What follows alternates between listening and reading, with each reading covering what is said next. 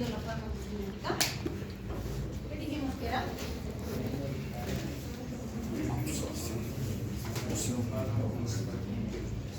Lo que el organismo hace con el fármaco, ¿sí? Entonces nos interesa aquí analizar las interacciones del organismo con el fármaco, entender esas interacciones y sobre todo ver su aplicación clínica, que es lo que más nos interesa. Entonces, muchos autores utilizan para entender la farmacocinética el sistema LATME, ¿sí? Si se fijan, LATME son las iniciales de estos conceptos, vamos a decir, LADME, que es liberación, absorción, distribución, metabolismo y eliminación. Eso es LATME, ¿sí? ¿Por qué nos ayuda eso a entender la cinética? Porque nos dice, como la cinética te ayuda a entender lo que el organismo hace con un fármaco, desde que el fármaco llega al organismo hasta que sale del organismo. Estos son los pasos que va a seguir. Se va a liberar, se va a absorber, se va a distribuir, se va a metabolizar y finalmente se va a eliminar, ¿sí? Entonces, eso es la farmacocinética. Pero no se tienen que olvidar que para cada fármaco es diferente. Hay fármacos que no se absorben, ingresan, cumplen su mecanismo de acción y directamente se eliminan. O hay fármacos que no se metabolizan. O hay fármacos que se distribuyen de formas diferentes. Entonces vamos a aprender los conceptos, pero cada uno es diferente, ¿sí?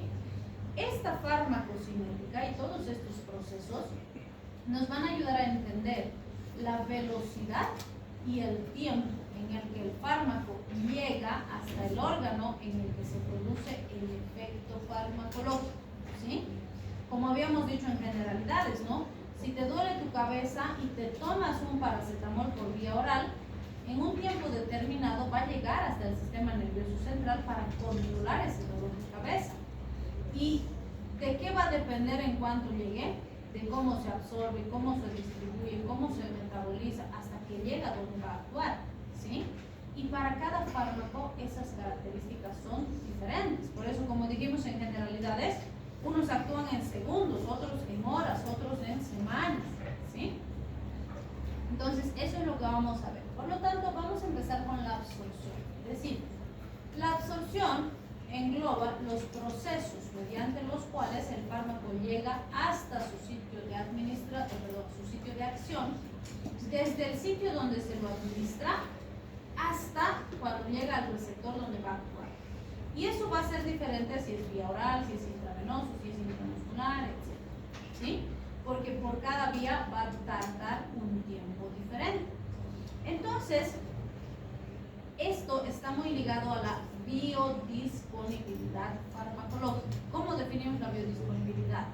Es el grado y la velocidad con la que un fármaco pasa a la sangre y alcanza su sitio diana a través del sistema circulatorio. En otros términos, algunos autores dicen es la cantidad de fármaco que llega al torrente circulatorio sin sufrir cambios, independientemente de la vía de administración, ¿sí? Y la biodisponibilidad para cada fármaco es diferente. Incluso para el mismo fármaco, la biodisponibilidad es diferente dependiendo de por dónde lo administramos. Por ejemplo, si yo le doy amoxicilina por vía oral, ¿sí? El tiempo y la cantidad de fármaco disponible en el receptor va a ser diferente que si le paso penicilina intramuscular, aunque los dos fármacos sean beta-lactámicos, ¿sí? O por ejemplo, fíjense este gráfico, que un poquito ya lo hemos visto antes, ¿no? Me dice, mira, la vancomicina es un antibacteriano, la nistatina es un antimicótico, la gentamicina es un antibacteriano. Estos fármacos son fármacos súper potentes, muy buenos, pero mira su biodisponibilidad oral, es cero, ¿sí? ¿Por qué esto es importante? Porque ponte acá, este paciente tiene una parioamigdalitis bacteriana, este paciente tiene una micosis cutánea, ¿sí? Si tú le das a este que tiene un hongo acá sistémico le das nistatina. La nistatina es un excelentísimo antimicótico, ¿sí? Pero le das a este paciente nistatina para que tome por vía oral. ¿Crees que va a mejorar? ¿Por qué no?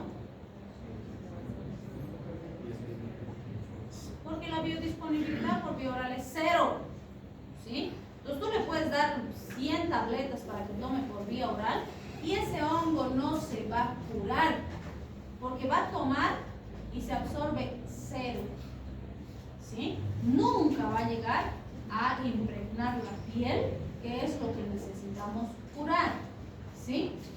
Entonces, para este paciente, por ejemplo, uno, ¿podría aplicarle una cremita tópica con antimicótico? Sí, pero la extensión de la lesión es muy amplia. Entonces, una cremita no va a ser suficiente y además tendría que usar un montón de crema para semejante área de extensión de lesión, ¿sí? Entonces, ¿qué podría hacer con este paciente? ¿Qué hago? ¿Qué le darías? Miren acá, el fluconazol, que también es un antimicótico, tiene una biodisponibilidad oral del 95%. Entonces, fíjense, a este paciente le doy fluconazol y está perfecto. Me va a impregnar muy bien los tejidos y me va a curar la micosis, ¿sí? Entonces, la otra pregunta aquí será, ¿la nistatina será un mal fármaco? ¿Y entonces para qué existe si su biodisponibilidad es 0 por vía oral?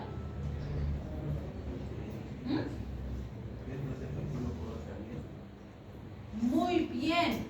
¿En qué vía le darías? ¿O por qué vía le darías? No hay vía oral, pero es 0 su biodisponibilidad. ¿Cuándo le darías vía oral? Hay vía tópica, sí, se usa mucho tópico, pero para este hemos dicho, pucha, la extensión es muy grande. ¿Para qué existe vía oral de nistatina si su biodisponibilidad es 0?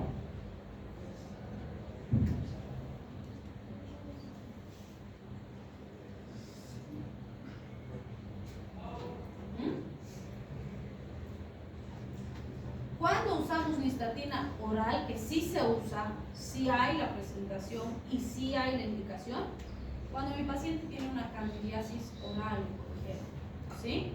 Está lleno de honguitos, su boquita está con muquet, como vemos en mis pacientes VIH positivos, por ejemplo. Entonces le doy que tome, que haga buchaditas, si quiere lo puede escupir, si se lo traga no importa porque no se va a absorber nada, ¿sí? Y ya está. En ese caso, ¿me interesa que se absorba el fármaco? No, necesito que actúe donde estoy poniendo. Entonces, si se absorbe 0, ¿es relevante? No, porque quiero que actúe todo.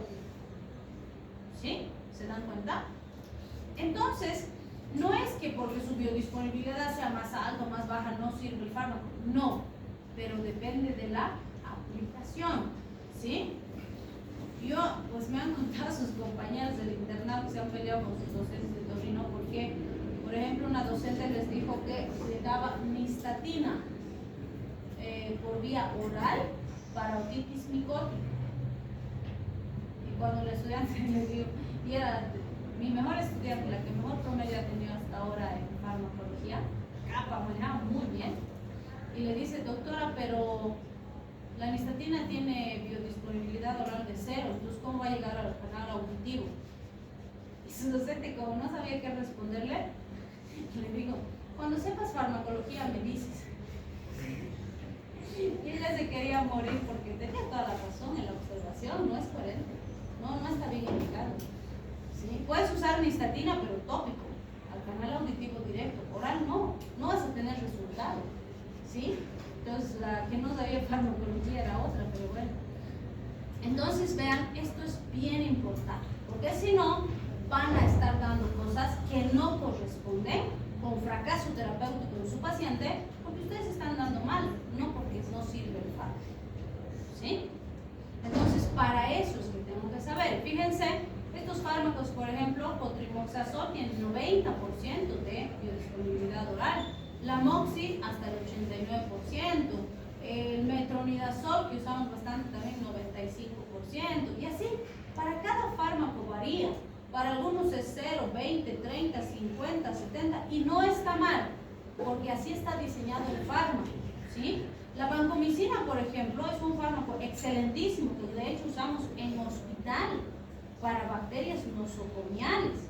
Pero fíjense, su biodisponibilidad es 0. ¿Es relevante? No, porque cuando usamos vancomicina en hospital, usamos parenteral, no usamos oral. Entonces, en ese caso, su biodisponibilidad oral es irrelevante. ¿Sí? Entonces, depende de cómo voy a usar el fármaco. Bien, vamos a quedar aquí. Esto vamos a ver la siguiente clase. Ese cuadrito que está en el caso.